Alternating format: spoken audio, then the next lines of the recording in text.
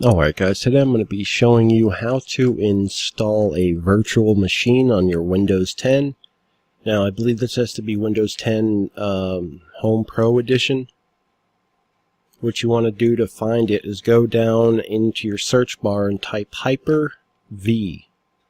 And it'll pop up a thing that says turn on and off Windows programs.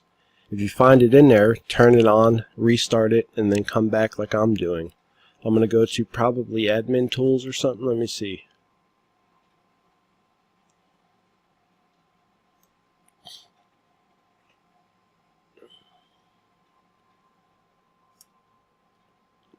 Just give me a second here. Alright. Now once you install a virtual machine, you can do anything with it without having to worry about it getting corrupted, hacked. You can mess with scam baiters and not get seskeyed. If you do get seskeyed, you just delete it and reinstall it. It's very simple. So what you're going to want to do is come in, find Hyper-V, and double click it. Alright, I already double clicked mine and restarted, so we're ready to go from here.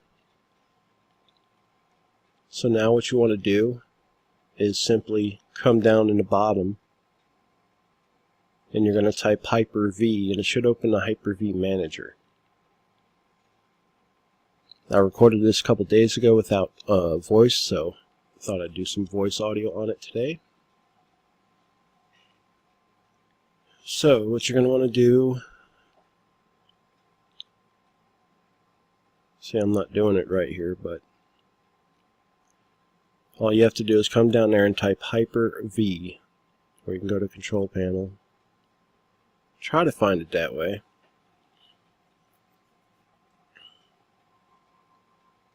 Let me go forward a little bit here. Alright, Administrative Tools. Now you'll see the Hyper-V Manager. Double click on it. Right here. Double click it and it'll open the Hyper-V Manager. Now what you want to do is right click on this desktop over here. Okay, you're going to come over to this desktop. You're going to right click and hit New. Virtual machine. Now you're going to just hit Next. Then you're going to name your machine whatever you want. You know, your name, like me, IP, it hurts. Then you're going to want to go to Next. Now before you do all this, you want to download an Ubuntu latest version ISO file. Just go to Ubuntu and download that file. Next thing you want to do is hit Next and leave it on the top part, which is going to say 1, Generation 1. Leave it there. Come on down, hit Next.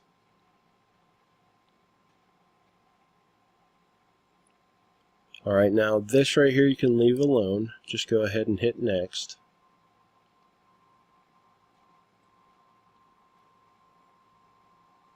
Leave that clicked.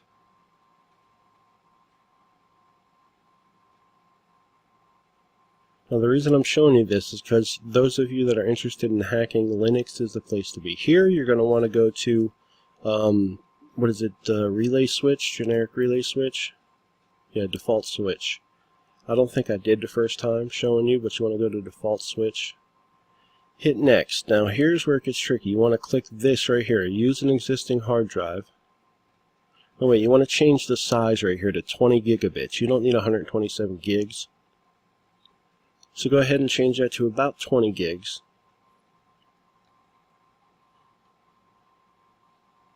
Alright, now hit Next. This is where you're going to get your ISO file. Click the second option down, which is Install. Then you're going to click Image File. Then you're going to browse your computer. Once you click Image File, come over here and browse. You'll see I have Windows Kale, or Linux Kale, and Ubuntu. This time I was installing Linux. You can install Windows, Ubuntu, Kale, Linux and Ubuntu and Debian and all those Mint. They're all Linux operating systems. So once you got it, that's it. That's as easy as to set up. Come up here, right click, hit Start. Once it's started, double click on this window and I'll show you what happens next. That's how you make a virtual machine. Alright, when you first install it, it's not gonna be full screen, but you can later run script to get it to go full screen. This process does take a little while, so we're gonna move forward a little bit. There you go, you're just gonna hit English, install Ubuntu.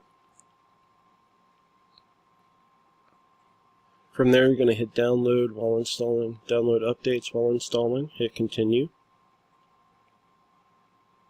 From there, you're going to want to hit use LVM with the new Ubuntu installation.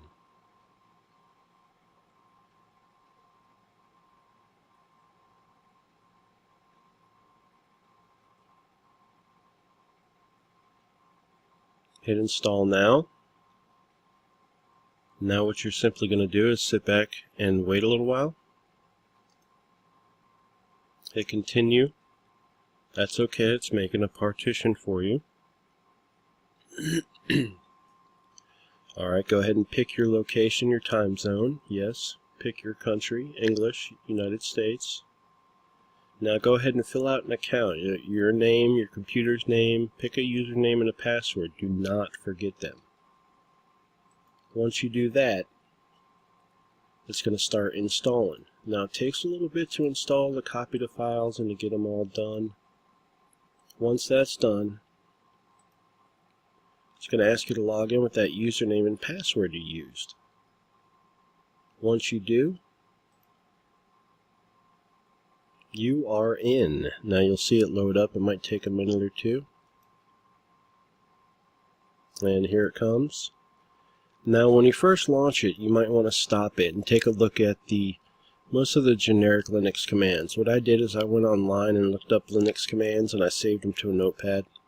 Also, just a quick starter's guide. This right here is all Ubuntu software. You can go in here and find a lot of tools. Here's your settings. Here is your command prompt. Is it right here? To open that with a shortcut, it is Control-Alt-T. Your browser. This right here is your computer files. And once you do that, I highly recommend taking Linux courses at cyberry.it. That's where I'm going.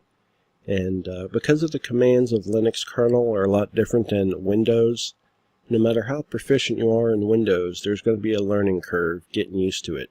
What I recommend is you use nothing but the new Linux system, and you'll get used to it a lot quicker. Hope this helped you. If you have any questions at all, just let me know in the comments. Thanks for watching.